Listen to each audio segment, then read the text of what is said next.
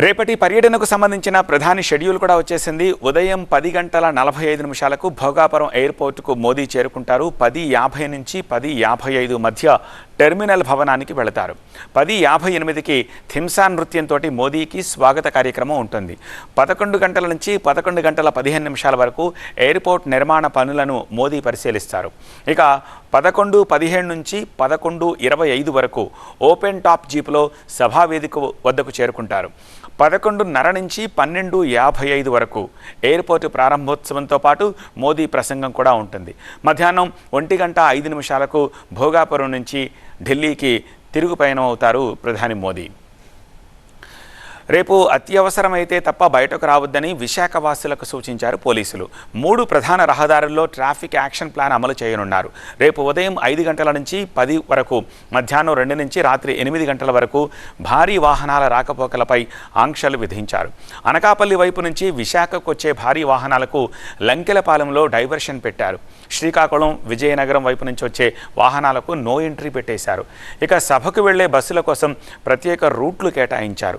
అనకాపల్లి జిల్లా నుంచి express flyover Anandapuram మీదుగా ఒక రూటు, అలాగే విశాఖ నుంచి ఆనందపురం, తగరపు వలస, రాజపు లోవ మీదుగా భోగాపురానికి మరో రూట్ కేటాయించారు.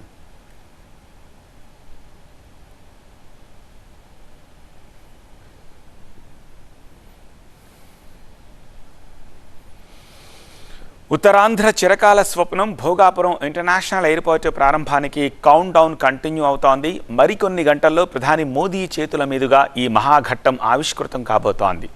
ఆగస్టు 17 నుంచి భోగాపురం గగనతలంలో విమానాల మోత మోగనుంది. మరోవైపు ఈ వేడుకల్లో ప్రజల భాగస్వామ్యం ఉండేలా పలు కార్యక్రమాలు చేపట్టింది ప్రభుత్వం. ఇప్పటికే ఇనాగరేషన్ వేడుకలతోటి ఉత్తరాంధ్ర ఊగిపోతోంది.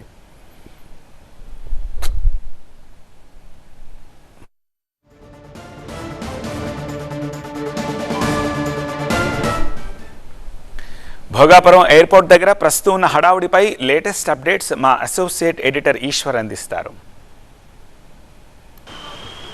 ఎయిర్పోర్ట్ అంటే కేవలం విమానాలు వచ్చి వెళ్ళడమే కాదు, ఈ రాష్ట్రానికి వచ్చే అతిథికి తొలి స్వాగతం పలికే ప్రాంతం ఇది. మనం ఒకసారి చూడవచ్చు. భోగాపురం అంతర్జాతీయ విమానాశ్రయం, ఆంధ్రప్రదేశ్ ప్రైడ్. ఇది ప్రస్తుతం ఎగురుతున్న పక్షి ఆకారంలో ఉన్న ఈ టెర్మినల్ని కేవలం ఒక భవనంగా కాకుండా ఉత్తరాంధ్రకి ప్రతిబింబంగా రూపొందించారు.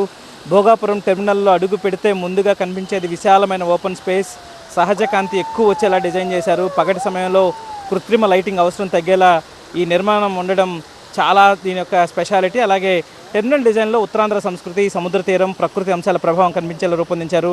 అంటే ప్రపంచ స్థాయి సదుపాయాలున్న స్థానిక గుర్తింపును కోల్పోకుండా దీన్ని నిర్మించడం జరిగింది పెద్ద ఎత్తున. ఎందుకంటే ఇటీవల కాలంలో ఏ స్థాయిలో ఇట్లాంటి విమానాశ్రయాలు మనం ప్రధానంగా ఇటీవల మన దేశంలో చూస్తే బెంగళూరు ఎయిర్పోర్ట్ గురించి చెప్తూ ఉంటాం. ఇటీవల నిర్మించిన అధునాతన ఎయిర్పోర్టు దేశంలోనే అందరి దృష్టిని ఆకర్షిస్తుంది. సో వాటికంటే తలదన్నే విధంగా అధునాతనంగా నిర్మించిన నేపథ్యం దీనికి కనిపిస్తుంది. ఎందుకంటే ఇది జిఎంఆర్ నిర్మించింది. జిఎంఆర్ దేశంలో కావచ్చు లేకపోతే అంతర్జాతీయ స్థాయిలో విమానాశ్రయాలు నిర్మించడంలో గొప్ప పేరు సంపాదించారు. సో అట్లాంటి ఆయన స్వస్థలం ఇది.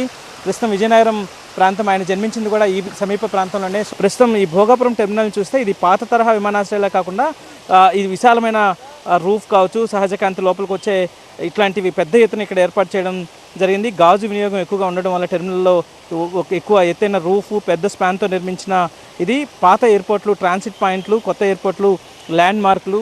భోగాపురం ఎయిర్పోర్ట్ కూడా అంతే స్థాయిలో నిర్మించడం జరిగింది. ఒకసారి మనం చూస్తే ఇక్కడ రాడార్ కొత్తగా నిర్మించిన అధునాతన సాంకేతిక పరిజ్ఞానాన్ని దాంట్లో, ఎందుకంటే ఇప్పుడు ఏఐ కావచ్చు లేకపోతే మనకి ఆంధ్రప్రదేశ్కే ప్రస్తుతం ఎక్స్క్లూజివ్గా ఉన్న క్వాంటమ్ కంప్యూటర్, దానికి సంబంధించిన ప్రయోగాలు కూడా ప్రస్తుతం మనం ప్రయోగాత్మక దశలో ఉన్నాం. దాన్ని కూడా వినియోగించే అవకాశం ఇక్కడ ఇట్లాంటి ప్రాంతాల్లోనే ఎక్కువ ఉంటుంది.